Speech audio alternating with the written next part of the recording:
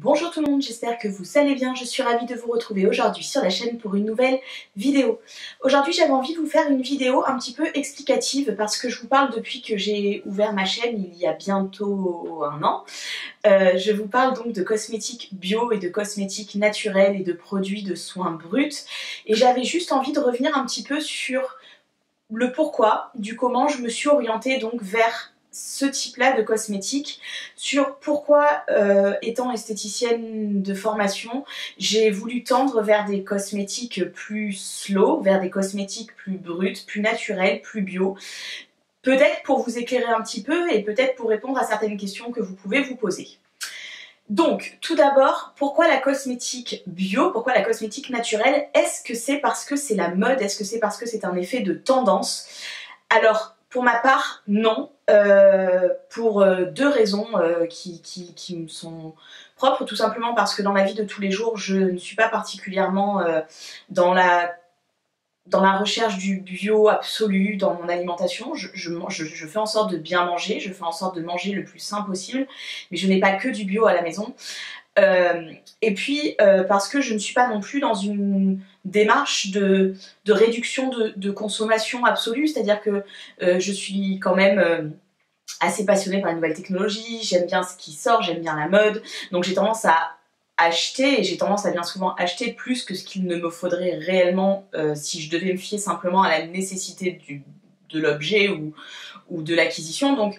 c'est pas vraiment une mode pour moi, et c'est pas une voilà, c'est pas juste parce que ça se fait beaucoup en ce moment, parce qu'on entend parler du bio partout, pas du tout.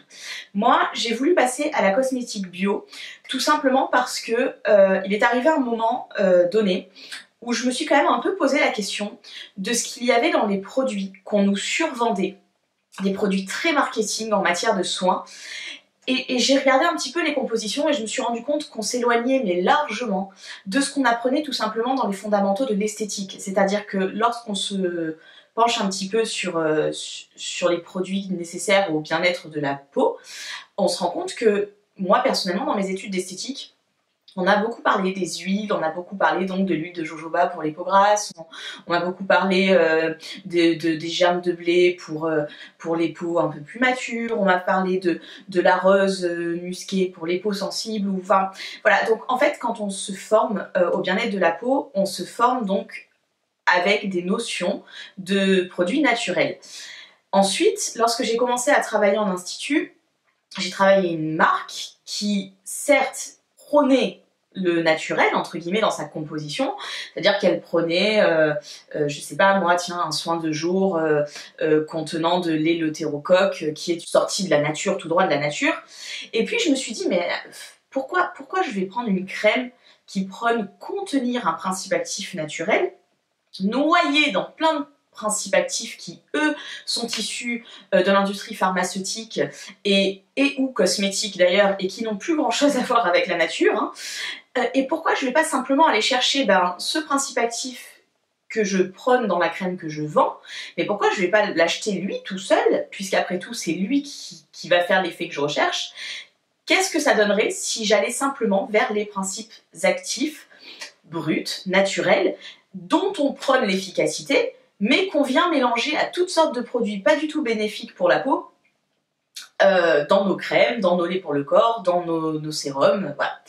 Donc je me suis dit bon, je vais quand même creuser un peu cette histoire, j'ai voulu commencer à me renseigner, c'est pas évident du tout, et d'autant moins lorsqu'on travaille dans un institut de beauté, parce que se tourner vers l'exclusivement brut et l'exclusivement naturel, c'est aussi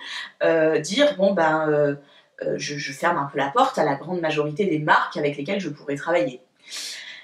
Donc j'ai commencé à me renseigner, j'ai commencé à chercher sur internet, j'ai commencé à lire, j'ai commencé à regarder pas mal de bouquins, pas mal de sites, et je me suis rendu compte qu'en fait il y avait donc effectivement les produits bruts, la base, donc l'ingrédient majeur, et puis il y avait aussi donc les produits bio qui eux étaient dans des synergies de produits bruts, et où là on retrouvait certaines marques exclusivement bio. Et par exemple il y a la marque Fitz, dont je vous mettrai le lien en barre d'infos si ça vous intéresse, qui est une marque exclusivement bio et que l'on peut retrouver en institut de beauté. Et donc j'ai commencé à me rencarder et à chercher, et donc j'ai découvert plein de pépites. Je vous mettrai plein de livres en barre d'infos si vous voulez pour pouvoir un petit peu commencer à toucher du doigt ce monde-là. Mais donc le bouquin majeur pour moi ça a été Julien Québec, la slow cosmétique, le guide visuel je crois que c'était, où là je me suis rendu compte qu'en fait on pouvait faire plein de choses avec les produits les plus bruts qu'ils soient. Donc vous allez me dire ouais super c'est bien, bon bah ok, bah, c'est cool, c'est pas un phénomène de mode mais quand même tout le monde en parle en ce moment. Bah, moi je suis plutôt contente que tout le monde en parle en ce moment parce qu'il était grand temps je pense qu'on ait une vraie prise de conscience et qu'on se rende compte que par l'appât du marketing poussé à bloc, on était quand même en train d'utiliser sur notre peau, là parce que c'est le sujet, mais ça marche aussi dans plein d'autres domaines, hein, mais on est en train de s'appliquer sur la peau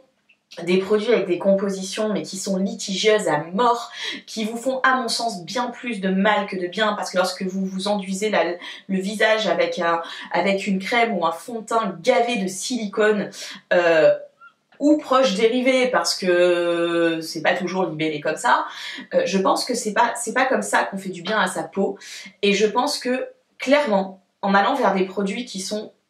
tout simples, les produits de base, les produits que la nature nous amène sur un plateau, on arrive tout aussi bien à traiter sa peau qu'avec des produits commerciaux, pétrochimiques, pharmaceutiques ou cosmétiques qui ne respectent pas ces notions-là. Donc, vous allez me dire, ok, mais par quoi je commence si je veux passer à la cosmétique bio? Alors moi, j'ai fait simple. J'ai commencé petit à petit et je suis toujours pas au 100% naturel ni au 100% bio, j'ai beaucoup de mal à trouver tous les équivalents en matière de maquillage. Je m'en approche de plus en plus, j'ai progressé depuis plus d'un an où vraiment je me suis penchée sur la question du maquillage bio, ça va mieux, mais c'est toujours pas super naturel chez moi en matière de maquillage. Par contre voilà, il y a des choses simples que vous pouvez commencer à faire, c'est-à-dire le démaquillage à l'huile. Ça vous coûte 3 fois rien parce qu'ils ont ça aussi, ces produits bruts et ces produits naturels et ces produits bio, on va pas se mentir, ils ne coûtent rien, quasiment rien, on en utilise très peu, on n'a pas besoin de les racheter tous les mois ou tous les 2 mois ou tous les 6 mois, on n'en utilise quasiment pas, c'est des produits qui coûtent très peu cher à l'achat et franchement vous avez du concentré de principes actifs. Alors c'est sûr qu'il faut se pencher un petit peu sur les caractéristiques de sa peau pour savoir vers quelle huile s'orienter, vers quel hydrolat aller. Ça se fait petit à petit, on apprend à connaître sa peau, quitte à aller en institut faire un diagnostic de peau, ou voilà, mais on apprend à connaître sa peau, et puis après il faut un peu lire, un peu chercher, un peu bouquiner, surfer un peu sur YouTube, parce que maintenant c'est une mine d'informations à ce sujet, pour savoir quelle huile correspond à tel type de peau, quel hydrolat va bien aller, ce qu'on peut faire, comment on peut les utiliser, le principe du layering, dont je vous mettrai le lien dans le petit i là-haut, là où j'explique un petit peu ce que c'est. Et voilà, donc pourquoi la cosmétique bio? Mais parce que pour moi, il n'y a pas plus efficace que le principe actif même qu'on recherche dans nos produits cosmétiques. Moi, combien de fois j'ai voulu m'acheter un lait pour le corps et j'ai vu marqué sur le flacon à base de beurre de karité, mais j'ai envie de vous dire, utilisez le beurre de karité brut. Ça sera bien plus efficace, il ne sera pas dissous dans moultes ingrédients qui n'ont rien à voir avec la musique, et vous aurez le principe actif du beurre de karité exclusivement pour votre peau. Donc voilà, donc du coup je vous mettrai en barre d'infos quelques livres si vous avez envie de commencer à tâtonner. Et moi je vais vous dire par quoi j'ai commencé rapidement. Donc j'ai commencé par le démaquillage à l'huile, donc j'ai un peu tâtonné, hein. Je vous avais fait une vidéo, je vous mettrai peut-être ici aussi la vidéo de soins visage. Donc j'ai commencé par l'huile de coco, bon ça m'a pas satisfait à 100%. Je suis passée sur l'huile de jojoba, donc le démaquillage à l'huile c'est très simple, c'est un switch qui se fait très facilement. C'est une routine qui se prend bien. Et puis donc après avoir fait mon démaquillage à l'huile, c'est posé à moi la question naturellement de qu'est-ce que je peux mettre à la place de ma lotion. Moi j'avais des lotions visage pour enlever le calcaire sur la peau, hop, j'ai basculé, j'ai regardé, j'ai lu un petit peu, bim, l'hydrolat. Bon je suis allée m'acheter mon premier hydrolat, j'avais pris un hydrolat de lavande, parce que pour les peaux grasses c'était quelque chose qui marchait plutôt pas trop mal à ce que j'avais lu et à ce que je savais. Et puis voilà, et puis petit à petit j'ai progressé, et puis j'ai remplacé mes crèmes de soins par des huiles, j'ai remplacé mes sérums par le gel d'aloe vera, et puis j'ai avancé tout doucement, j'ai remplacé mes gels douche par des savons saponifiés à froid, j'ai remplacé mes shampoings par des shampoings solides que je fais moi-même, et puis au final tout mis bout à bout, ça fait du bien à ma peau, à mes cheveux, à mon corps en général, et puis ça fait du bien à la nature parce qu'il y a moins de déchets, et puis ça fait aussi du bien à mon portefeuille parce que ce sont des produits qui me coûtent moins cher et qu'il y a moins souvent besoin de renouveler. Donc voilà, j'avais envie de vous éclairer et puis de vous préciser pourquoi je suis passée à la cosmétique bio, naturelle et brute. Pourquoi cette envie soudaine en étant esthéticienne de revenir aux fondamentaux? Et je voulais surtout bien pointer du doigt que ce n'était pas un phénomène de mode. Et même si on est dans une vague de mieux consommer, et c'est tant mieux si les gens ont une prise de conscience, ce n'est pas un phénomène de mode. Il y a des vrais bienfaits, il y a des vraies plus-values. Et c'est avant tout ça la slow cosmétique, et c'est avant tout ça la cosmétique bio. Donc voilà, donc j'espère que cette vidéo vous a éclairé, j'espère qu'elle a répondu à vos questions. Si vous avez d'autres questions sur le sujet, n'hésitez pas à les poser en commentaire et j'y répondrai avec le plus grand plaisir. Je voulais aussi, avant de clôturer cette vidéo, vous parler d'une initiative sur YouTube. Donc c'est un youtubeur qui s'appelle Vincent Macario qui a créé une chaîne solidaire pour aider les sans-abri, les SDF, enfin pour pouvoir les aider en fait avec des petites actions via YouTube, créer cette communauté qui va venir en aide aux sans-abri. Et alors, on adhère ou on n'adhère pas, on cautionne ou on cautionne pas ce qu'il fait, ça, libre à vous de vous faire votre propre jugement, mais moi je vous mettrai dans le petit i, ici, sa chaîne, pour que vous puissiez aller jeter un œil et je vous la référencerai également dans la barre d'infos. Pour ma part, j'incite pas forcément à aller donner de l'argent, ou ça c'est chacun fait avec ses convictions et ses moyens. Par contre, je trouve que c'est sympa d'aller s'abonner à la chaîne, d'augmenter un peu cette communauté solidaire et puis de se dire que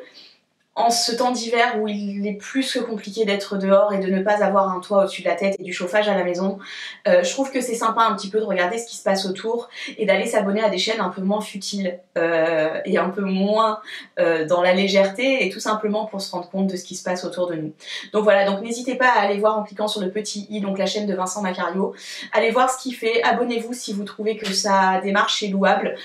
Moi je trouve que c'est une chaîne au grand cœur, et que après, sans parler d'aller donner, de faire un don, mais simplement de s'abonner, d'agrandir la communauté et de l'aider à gagner en visibilité, je trouve que c'est plutôt pas mal. Donc voilà, écoutez, c'est à peu près tout pour cette vidéo d'aujourd'hui, j'espère qu'elle vous a plu. Si c'est le cas, n'hésitez pas à mettre un petit pouce vers le haut, ça coûte rien du tout et à moi ça me fait super plaisir.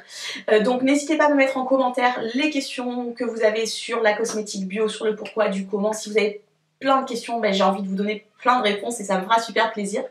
Et puis n'hésitez pas non plus à vous abonner à la chaîne si le contenu vous plaît, parce qu'en vous abonnant, moi je me rends compte que ça vous intéresse et que vous me suivez, et ça me fait hyper plaisir de me rendre compte que le contenu que je produis vous apporte quelque chose. Donc voilà, sur ce, je vais vous faire des gros bisous et puis je vous dis à très vite sur la chaîne pour une nouvelle vidéo. Ciao ciao!